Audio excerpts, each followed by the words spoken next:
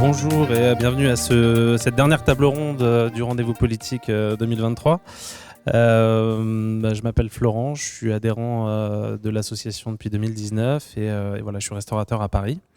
Le thème de cette dernière table ronde, on a voulu repartir sur un peu les fondements de l'association et vous expliquer en quoi elle est destinée à essayer de changer les règles du jeu et les revendications pour les métiers de la cuisine et de la restauration qu'on porte et qui sont l'objet principal de l'association.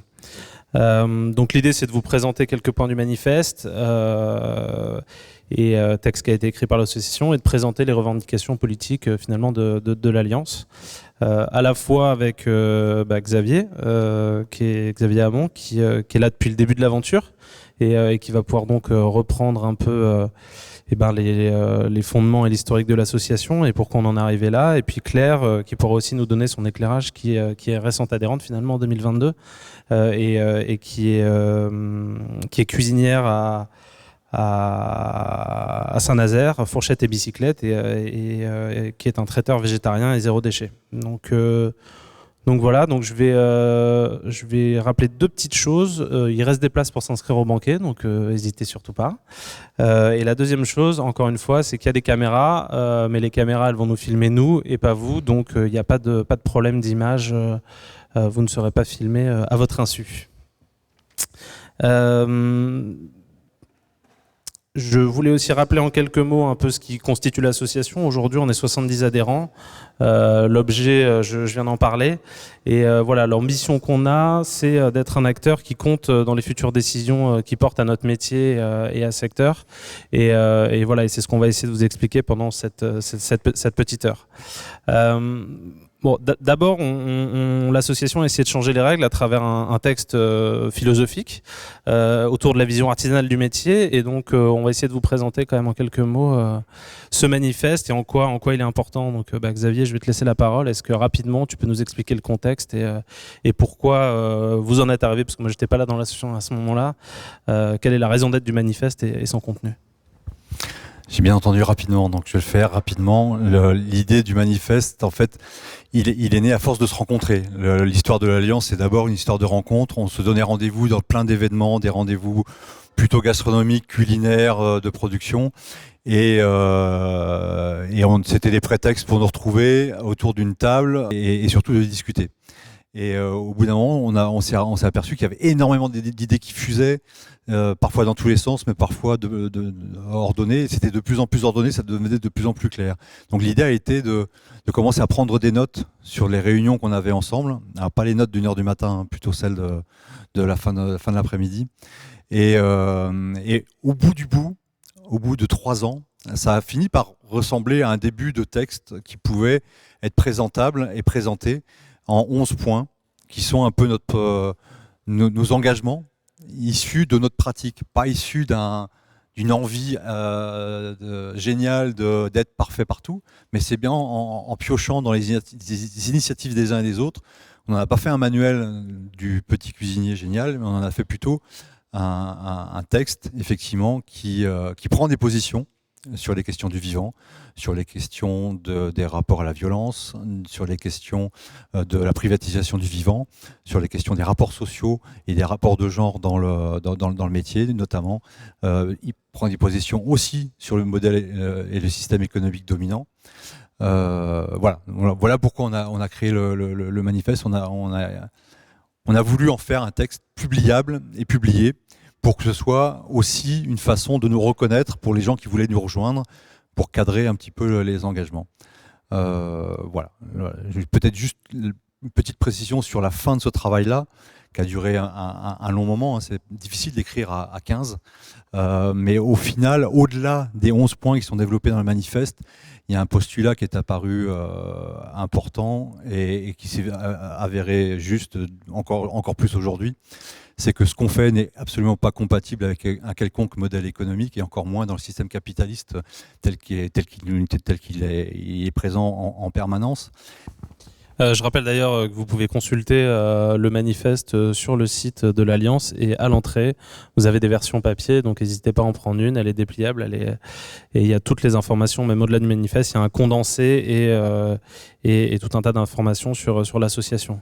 J'aimerais aussi, Xavier, que tu parles de l'objet de l'association et donc du métier d'artisan cuisinier qu'on essaie de redéfinir. D'où on part et où est-ce qu'on va finalement, où est-ce qu'on veut aller avec l'Alliance et pourquoi c'est si important de redéfinir ce statut. La définition du statut, c'est redéfinir un cadre qui encadre une pratique professionnelle. Et l'idée est toute simple. Ce qu'on fait aujourd'hui au quotidien, les 70 membres de l'Alliance, n'a absolument rien à voir ni avec le cadre légal existant sur le métier de cuisinier, ni avec ce qui est enseigné. Ni avec le contenu de la convention collective ou du droit du travail relatif à la restauration. Et que, au-delà du système économique dont je viens de parler, il y a besoin de redéfinir les règles du jeu dans notre métier. On a exactement les mêmes statuts qu'un cuisinier de chez Flunch. On a exactement les mêmes statuts que la restauration rapide. Et donc voilà, on vit évidemment pas ni les mêmes réalités ni les mêmes métiers. On n'est pas formé de la même manière. Voilà. Et dernier point, je reviendrai peut-être tout à l'heure sur la formation. Il y a aussi des fossés, un abîme entre ce que nous on vit et ce qui est enseigné. Claire, du coup, parce que le manifeste, c'est pas uniquement la parole d'une association ou d'un conseil d'administration, c'est aussi une interprétation personnelle. Et je pense que c'est important que les adhérents prennent la parole là-dessus et comment ils sont venus à adhérer à l'association et comment ils sont venus à s'emparer de ce manifeste et quel rôle pour toi il joue dans ton adhésion à l'association et comment tu le vis. Bonjour, du coup je vais vous raconter un peu quand même mon parcours qui est quand même assez particulier dans le sens où je me suis reconvertie en fait il y a moins de 5 ans. De base je suis ingénieur et j'ai décidé de passer le CAP cuisine puis pâtisserie en candidate libre. Donc j'ai pas suivi de formation du tout en présentiel. J'ai pas été baignée dans le milieu de la cuisine, déjà. Et j'ai décidé de les passer pour me sentir plus légitime pour ensuite pouvoir cuisiner. J'avais quand même il y a un projet après qui s'est construit au fur et à mesure avec mon conjoint. Et quand on a changé du coup de ville, c'est pas évident de se lancer directement. Et puis c'est surtout un coût financier de racheter un fonds de commerce par exemple. Et du coup, je me suis retrouvée à faire de l'intérim dans un restaurant. Et en fait, c'était pas forcément ce à quoi je m'attendais, pour plusieurs raisons. Que ce soit l'utilisation, par exemple, des choses qui m'ont marqué, par exemple, d'utiliser des herbes aromatiques conditionnées à un tout petit format sous plastique. C'est des choses déjà qui me dérangeaient. D'avoir des retours d'assiettes avec plein de gaspillage dedans sans forcément se poser la question. Et j'ai pas forcément laissé beaucoup la chance parce qu'en final, au bout de la journée, j'ai pas voulu continuer. Je me suis dit qu'en fait, il fallait juste lancer mon projet parce que ce serait plus simple.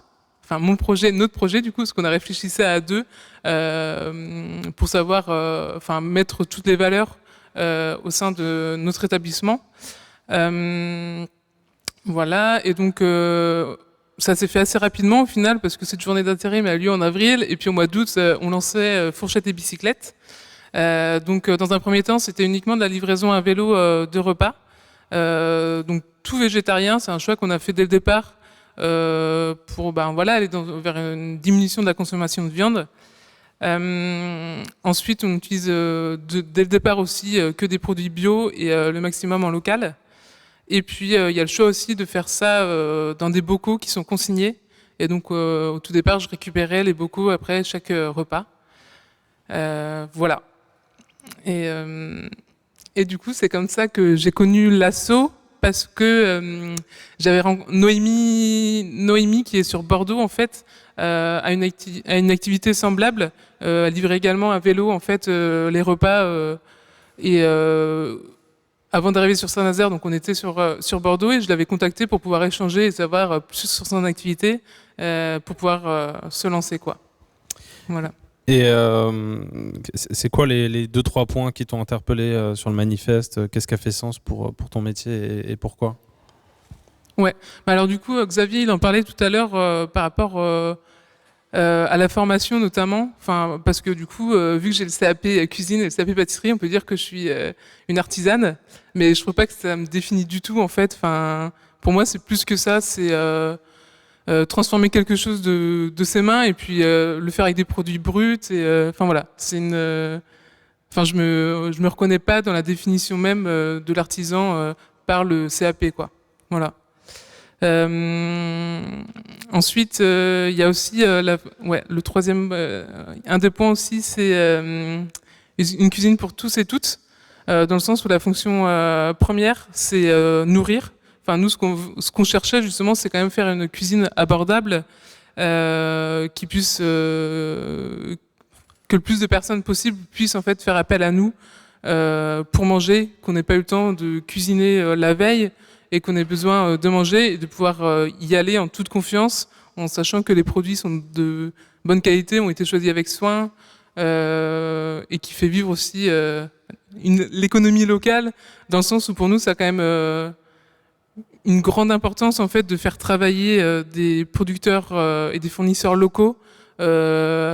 Et ça, on va en parler du coup beaucoup avec nos clients, le fait qu'on ait un de nos maraîchers qui est à seulement 3 km et de se dire que ça nous arrive. Alors, parfois, on va être livré du coup mutuellement avec une autre épicerie et ça se fait en voiture, mais ça nous arrive aussi, par exemple, d'y aller à vélo et de se dire qu'en fait, le produit a été...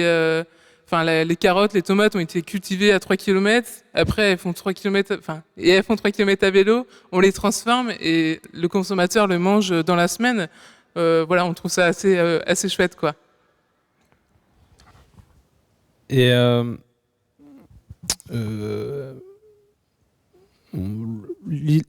y a une question qui est que parfois et moi dans l'adhésion qu'on a eue d'ailleurs, c'est un élément fondamental, c'est que on a commencé l'aventure en 2015 et finalement jusqu'en 2019 on déploie tout un tas de choses et on se sent super seul, même dans une grande ville comme Paris et pour apporter mon petit témoignage, c'est que ce que l'association nous a permis, et moi particulièrement, c'est aussi de se sentir moins seul dans nos démarches et d'avoir un espace pour penser notre métier. N'étant moi-même pas du métier, on arrive dans un univers très particulier avec des codes très violents et finalement on essaie de créer ses propres codes. Et sauf qu'on n'a pas de point de repère et pas de gens avec qui en discuter. Donc parfois on a l'impression d'être dans le faux, dans le vrai, parfois on est dans le faux, parfois on a l'impression d'être dans le vrai, et puis finalement on est dans le faux, même aujourd'hui. Et puis on fait ce qu'on peut, et puis il y a des hauts, il y a des bas, des trucs qu'on a du mal à assumer, d'autres qu'on assume beaucoup mieux. Et je trouve que c'est une bouffée d'oxygène incroyable que d'avoir un endroit où on peut échanger et penser et être tiré vers le haut finalement, même si on est un métier d'artisan. Moi je suis pas directement artisan vu que je suis restaurateur. Le métier d'artisan c'est l'intelligence de la main. L'alliance elle permet aussi de nourrir nos cerveaux et d'offrir un espace où on rencontre des gens qui sont de tout horizon différent, de toute géographie différente, qui font de la restoco, qui font de la restauration traditionnelle ou autre chose, et de la livraison, et de pouvoir échanger sur comment on crée, comment on pense notre métier pour demain. Et donc voilà, tout ça pour dire que parfois on se sent seul, et c'est vrai pour plein de choses, et cette association, je sais pas comment tu le vis, mais elle permet de... Non, mais je suis d'accord, c'est ce qu'on disait avec Jérémy, du coup.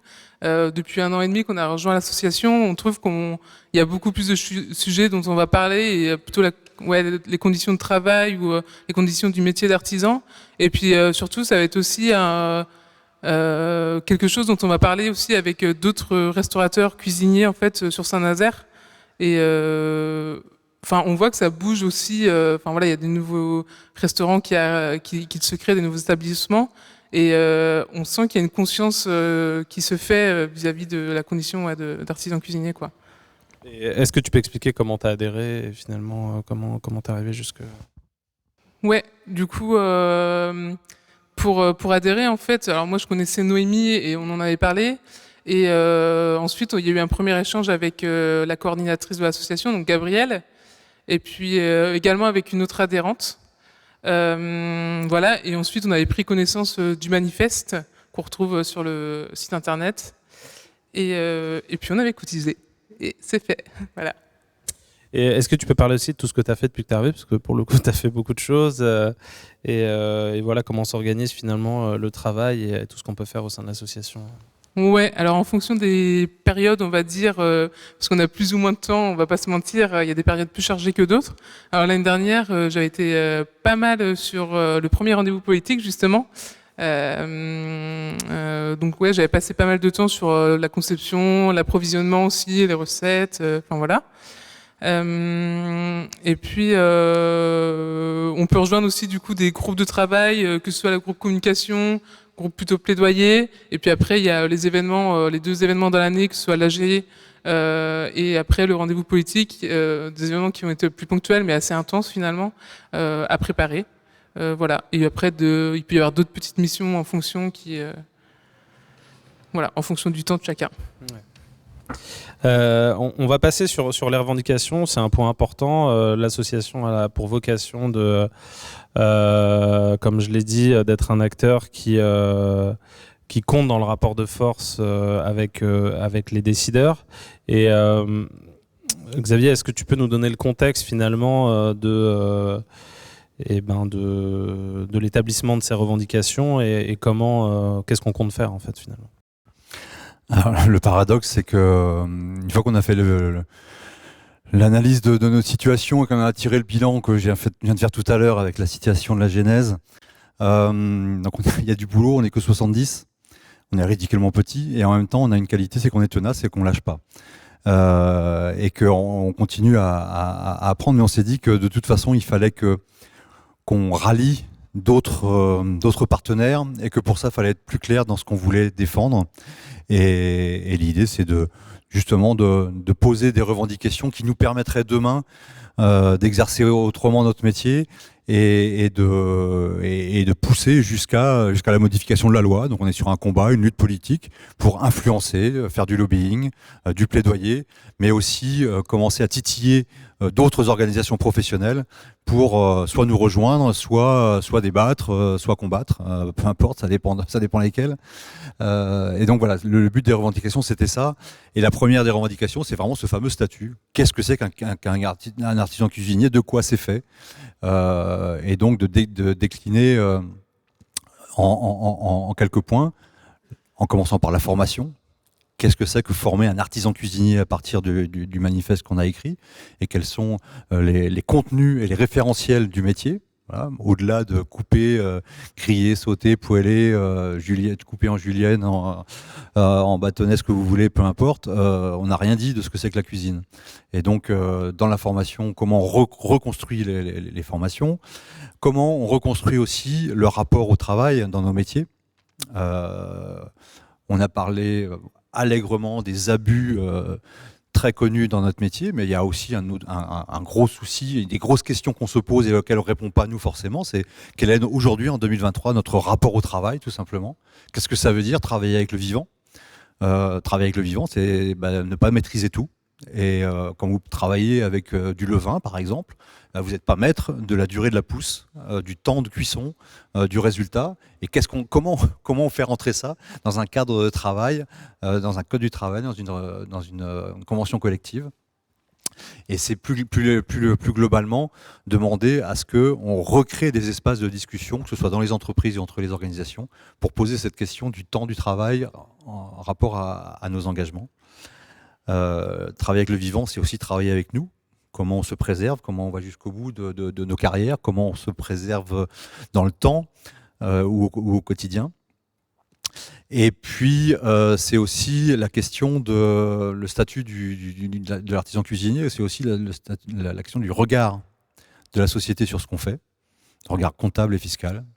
Ça a été un petit peu abordé ce matin, mais c'est évident qu'à partir du moment où on met en œuvre ce qu'on fait, eh ben, c'est pas la même main-d'œuvre dont on a besoin que tous les autres types de restauration, et que cette main-d'œuvre-là, il n'est pas question pour nous de ne pas la payer. Et alors que je viens de dire que c'est compliqué, qu'il n'y a pas de modèle pour ça, donc qu'est-ce qu'on met en place pour gagner cette rémunération légitime. Et le regard comptable aussi, parce que comme le disait Antoine, une compta analytique, ça dit exactement ce qu'on fait. Donc allons-y, comparons, exigeons, pour mettre en face de tous les discours bons, propres et justes ce qu'il y a réellement. Et puis le regard comptable, c'est aussi peut-être repenser les immobilisations dans les entreprises, la façon de comptabiliser, de faire un compte de résultat. Je ne rentre pas dans les détails techniques pour ceux que les chiffres rebuteraient, et je peux comprendre. Mais en tout cas, c'est ça, les regards fiscaux. Oui, non, on peut taxer, taxons les machines, allons-y. Voilà. Encore une fois, les solutions, on ne les a pas, mais on veut mettre ça sur la table, et on est très peu à le faire. Et enfin, quatrième élément de revendication, c'est qu'effectivement, on change les systèmes de représentation. Voilà, je parlais ce matin de la présence de Ducasse aux négociations concernant notre avenir dans le métier au moment du Covid. C'est inadmissible. Il n'y a aucune légitimité à ça. Et comment nous, on apparaît dans ces espaces-là, alors qu'on n'est que 70. Voilà. Alors est-ce qu'on est condamné à fermer notre gueule parce qu'on n'est pas nombreux, ou est-ce qu'on a besoin de plus d'écho pour voir que finalement on n'est peut-être pas si seul que ça? Voilà, donc tout ça peut paraître très très ambitieux par rapport au public que vous êtes là et au nombre que l'on est, et en même temps on ne voit pas, à part démissionner de tout, comment on pourrait continuer autrement que de porter ces revendications-là. C'était assez clair. On va passer aux questions directement, comme ça je pense que...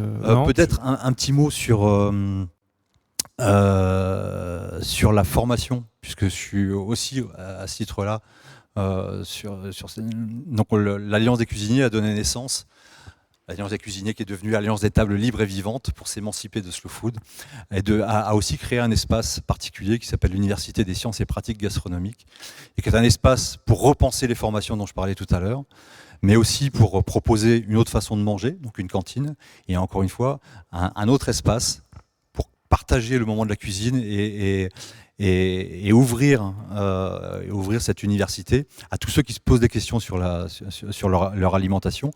Et encore une fois, pas dans le sens voilà comment vous devez manger, surtout pas des injonctions, mais créer un espace d'accueil pour venir discuter de ce que c'est que manger. Donc c'est un peu tout ça l'université, mais sur la partie formation, qui est le statut qu'on revendique, il y a une urgence à changer les référentiels. Je crois qu'aujourd'hui, les recettes qui sont enseignées à l'école hôtelière sont à peu près les mêmes que j'ai appris en 83-84, donc au siècle dernier, à l'école hôtelière de Dinard. Les techniques sont à peu près les mêmes, et les réflexes misogynes et crades dans les cours de lycée hôtelier sont à peu près les mêmes. Je peux en témoigner l'an dernier à Dinard. Donc voilà, la formation, c'est aussi repartir du manifeste. C'est pas juste un référentiel bête et méchant. Voilà comment vous devez cuisiner. Et ce qu'on propose nous, c'est une autre vision qui parte justement de la terre. Quand on va faire un module sur la cuisine des protéines animales, par exemple, la première chose qu'on fait, c'est qu'on va dans une ferme. On rencontre un éleveur, il nous fait visiter sa ferme, il nous explique de son quotidien, de son rapport aux haies, à la biodiversité, et après seulement on prend les couteaux et on commence à cuisiner. Donc c'est inverser complètement le rapport, et c'est aussi en permanence à l'université se poser la question de pourquoi on fait ce métier-là.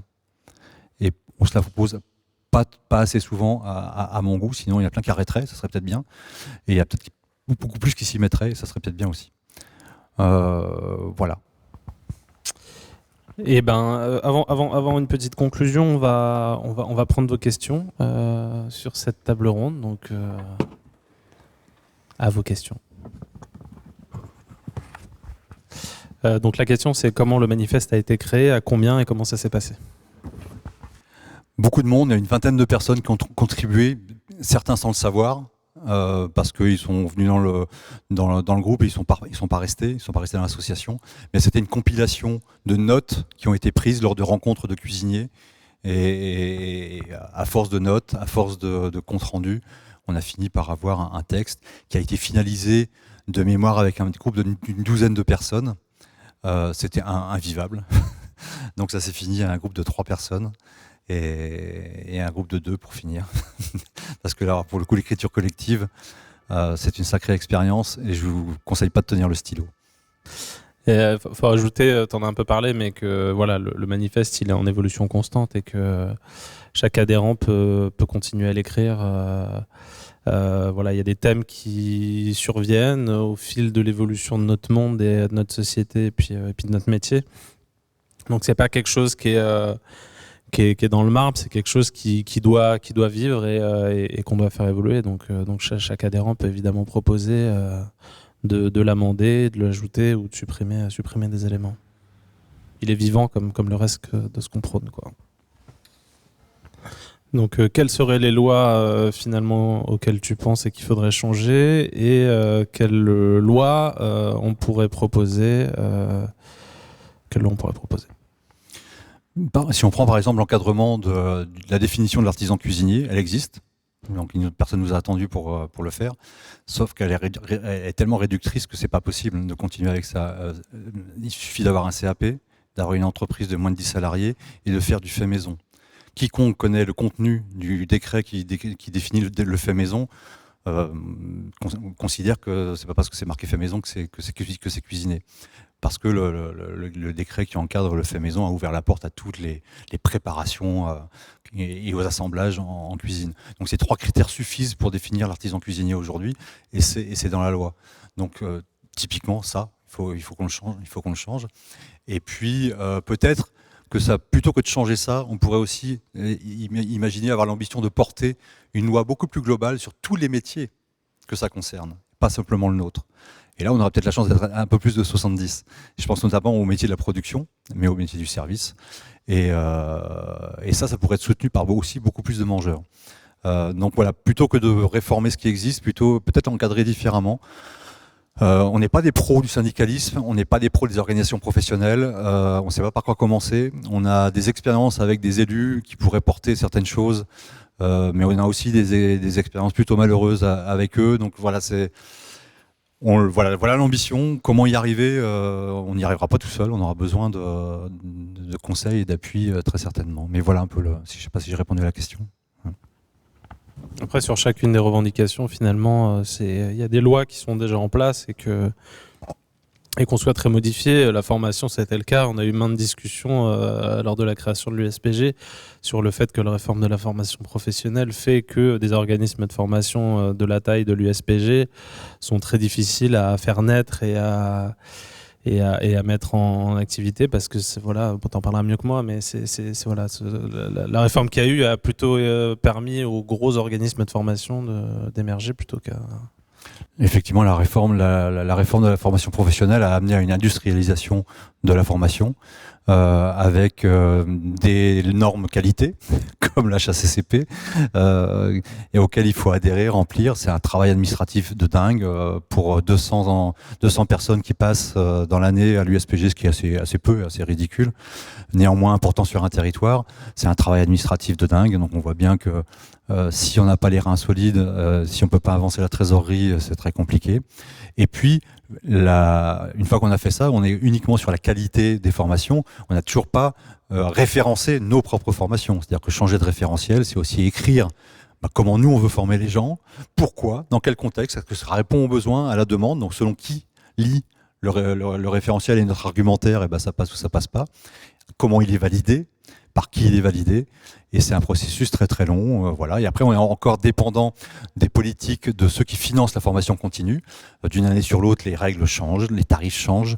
Pour apprendre l'anglais en restauration collective, c'est 44 € de l'heure. Pour apprendre à cuisiner, c'est 22 € de l'heure. Voilà, c'est le tarif du formateur. Donc autant vous dire que voilà, il y a intérêt d'avoir beaucoup de candidats sur une même session pour être rentable, ou de trouver une autre façon d'en vivre. Voilà.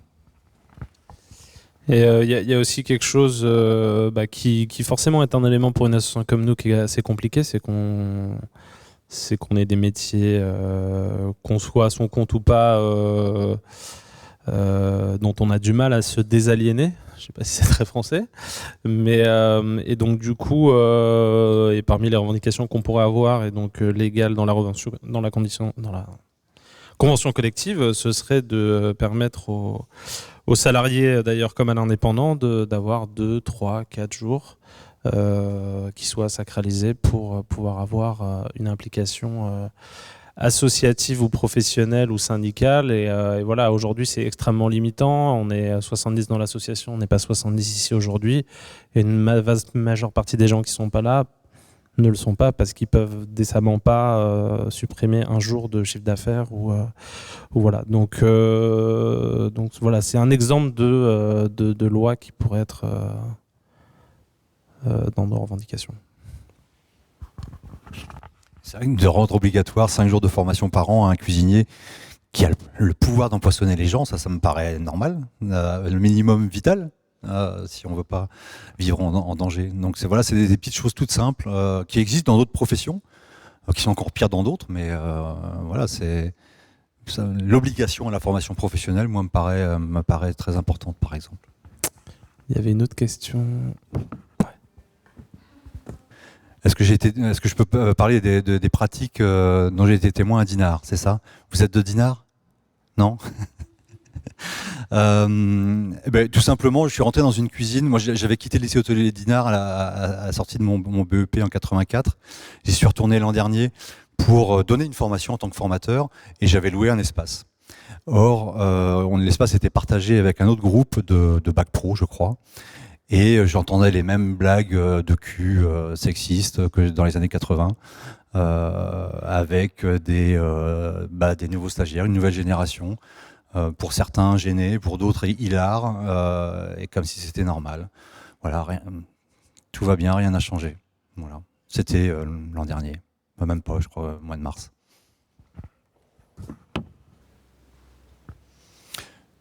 Ok, donc tu parles de la confrontation du métier à un nouvel environnement, des nouvelles attentes, des nouveaux besoins, comparé à nos pratiques archaïques, que ce soit en cuisine ou dans la conception des rapports sociaux dans notre métier. Et tu parles aussi de l'organisation des paysans, des agriculteurs. Je suis un peu moins sûr que toi. C'est parce que je suis breton, ouais. C'est vrai que on a des super plages, mais alors pour y accéder, il y a des tas d'algues vertes. Enfin, moi, trêve de plaisanterie. Je pense que c'est aussi compliqué pour le monde agricole. Le rapport de force, il doit se faire peut-être avec eux, parce que on sera plus nombreux. Mais par exemple, dernier exemple en date, les prochaines élections au champ d'agriculture ne seront plus départementales, elles seront régionales. Ça serait quand même con qu'un département parte à l'ennemi. Donc c'est la FNSEA qui a pensé ça, j'imagine. Donc à partir du moment où on réduit le nombre d'électeurs possibles, de sièges possibles, on voit bien la puissance de la FNSEA. Donc il n'y aura plus une seule région qui sera aux mains d'un ennemi de la FNSEA, par exemple. Donc voilà, c'est compliqué aussi pour le monde paysan, pour le monde agricole. Peut-être que sur la question de la formation, on a des choses à faire avec eux. On travaille depuis le début avec des éleveurs de races locales, avec lesquels on commence à monter des formations en commun. Et c'est des espaces où on peut penser ces questions des régimes alimentaires, justement, pour pas être dans la dichotomie végétale, animale, irréconciliable. On peut pas continuer comme ça. C'est pas un monde enviable ni vivable. Comment on fait pour continuer à vivre ensemble? Donc à partir de la formation, les métiers ont intérêt à s'ouvrir. Déjà parce qu'on n'est pas très nombreux et nos partenaires ne le sont pas plus. Et je suis pas sûr que le rapport de force il soit plus évident que ça dans le milieu agricole. Après, c'est ma position. Il y a un éleveur qui est là, qui peut peut-être témoigner. Eric, je sais pas si tu veux dire un mot. Alors, effectivement, je vous invite du coup à aller à 18h à la projection de la part des autres, qui évoque aussi cette question de complémentarité entre les métiers et les acteurs sur l'aide alimentaire, mais pas que. Est-ce qu'il y avait d'autres interventions? Oui. On a précisé ce matin qu'on ne voulait pas être le censeur ou celui qui sanctionne les pratiques des uns et des autres, déjà parce qu'on a aussi choisi de ne pas faire de notre manifeste un label. Et on considère que justement, sur la question de l'engagement vis-à-vis des conditions de travail, par exemple, nous, on souhaite un renforcement de la force publique. Et que demain, l'inspection du travail soit beaucoup plus fournie, nourrie, pour contrôler les entreprises, quelles qu'elles soient vertueuses, qu'elles l'annoncent ou qu'elles le fassent ou qu'elles le fassent pas. Je donne un exemple par exemple. Il y a un 3 étoiles de l'Aude qui s'est fait épingler par l'inspection du travail il y a quelques années, c'était avant Covid, et qui s'est pris une amende sévère pour des manquements au respect du Code du travail. Et il a été sauvé par Muriel Pénicaud, ministre du Travail, qui a désavoué ses agents sur le terrain en reconnaissant l'importance de ce grand monsieur de la restauration pour la nation entière et le territoire de l'Aude si durement touché par la désertion rurale. Donc voilà, moi j'appelle à ce que ça ne se reproduise plus jamais et que qui qu'on soit, on soit sanctionné par rapport à un code du travail qui s'impose à tous. Et en tout cas, nous, on ne veut pas être les censeurs de quelque chose de... on n'a aucun moyen de dire toi tu travailles bien, toi tu travailles pas, c'est une parole contre une autre. On peut très bien annoncer nos valeurs et avoir des gens qui dysfonctionnent, c'est pas incompatible, mais qui dans l'association est capable de juger ça? Sur quel fondement, sur quelle pièce? Voilà, nous, on a besoin de tiers dans ces cas-là. Voilà, ça c'est ma position. Antoine? Ta question, c'est de voir comment on fait pour affronter la machine capitaliste, pour la nommer, qui est en face de nous, et avec toutes les dérives qu'on a mentionnées dans la journée. Bah, je sais pas, moi je suis pas Dieu tout puissant, j'ai pas toutes les réponses, mais peut-être que, pardon. Les valeurs et les principes, ouais. Alors c'est quoi une valeur, c'est quoi un principe? On peut aussi discuter. Eugenio, je te donne la parole. Juste, peut-être que déjà, faisons là où on est, prouvons là où on est déjà qu'il y a du possible. Moi, je sais pas, à 70, je sais pas renverser un gouvernement ni un ordre mondial, mais par contre, je sais très bien ce qui se passe à Urune, je sais très bien ce qui se passe chez Arthur et Séverine, je sais très bien ce qui se passe, et ça, je peux en être témoin. Voilà, au moins témoigner et montrer qu'on peut faire autrement. Eugenio? Alors peut-être qu'on n'a pas été assez clair sur nos positions dans la remise en question du droit du travail et de la convention collective. C'est pas pour le libéraliser, c'est bien pour le contraindre, parce que il y a aussi une autre dimension qu'on a combattue depuis le début, peut-être pas les premières années, mais assez rapidement au contact du mouvement Slow Food, on a condamné le romantisme paysan et le romantisme culinaire, qui amenait à faire croire qu'il suffit d'aimer la nature, d'être en lien avec le vivant pour que la vie soit belle et qu'il n'y ait pas de problème. Non, c'est derrière des situations insupportables de martyrisation parfois, de professionnels, familiales, personnelles, de santé, qui sont indémerdables et insoutenables. Donc ça, je voudrais le rappeler, d'auto-exploitation au prétexte que la cause est juste. Il n'y a aucune cause qui soit juste si ça amène les gens à se pendre. Voilà, c'est tout.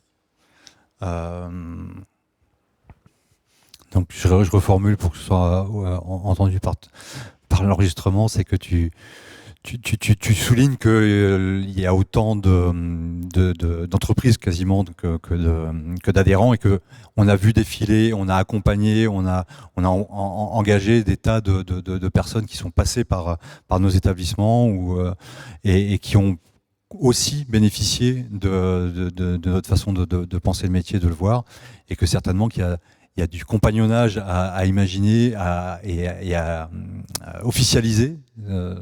Que ce soit plus sur nos frais, effectivement, ça peut faire partie du processus de formation continue. Merci Séverine, ton témoignage, c'est de dire que tu assumes que tu fais de la politique avec ton métier, mais aussi que tu nous engages à ne pas oublier de vue qu'il faut que la lutte soit joyeuse. Merci merci.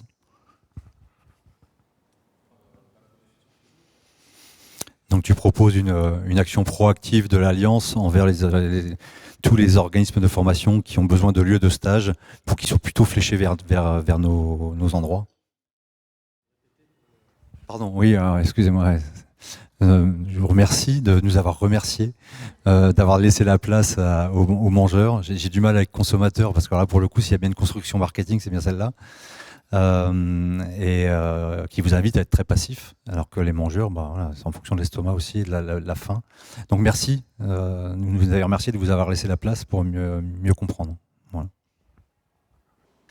Ok, mais écoutez, on arrive à la fin de cet épisode, mais avant qu'on se sépare, je voudrais laisser la parole à Hugues Bazin, qui a eu la gentillesse de nous rejoindre toute la journée et d'assister à toutes nos discussions. Et nous lui avons demandé un exercice qui n'est pas facile à chaud, hein, mais je sais qu'il a des sensibilités qui lui permettent de comprendre ce que l'on vit et ce que l'on dit.